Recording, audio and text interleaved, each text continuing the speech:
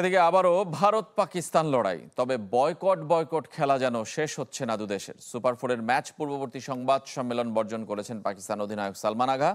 আর বাইরের আলোচনা থেকে দূরে থাকতে ক্রিকেটারদের দরজা এবং ফোন বন্ধ করে ঘুমাতে বলছেন ভারতীয় অধিনায়ক সূর্যকুমার যাদব। রোববার দুবাই আন্তর্জাতিক ক্রিকেট স্টেডিয়ামে ম্যাচ শুরু হবে রাত 8:30টায়। আরব আমিরাত থেকে আরিফুল ইসলামের রিপোর্ট।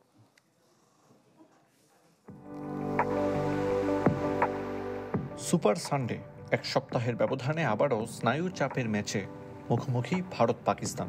হয়তো ঠিক আগের মতো রোমাঞ্চ ছড়ায় না, তারপরও দুদেশের খেলায় ক্রিকেট বিশ্বের বাড়তি নজর কেড়ে নেওয়ার দাবিদার এই দ্বৈরথ। গ্রুপ পর্বের ম্যাচে হাত না মেলানোর ইস্যুতে এশিয়া কাপ বয়কটের ডাক দিয়েছিল ম্যান ইন গ্রিন।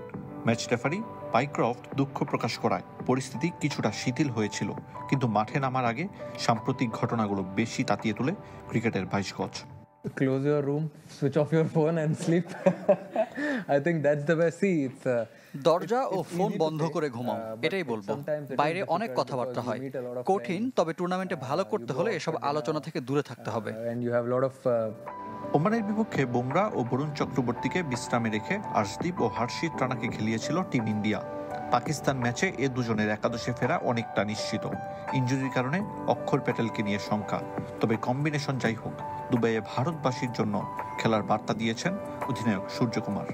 पूरा स्टेडियम भरा होता है, उससे ज्यादा आपको क्या है, बेस्ट क्राउड आता है सपोर्ट करने। জানি না আপনারা কিসের প্রতিদ্বন্দ্বিতার কথা বলছেন।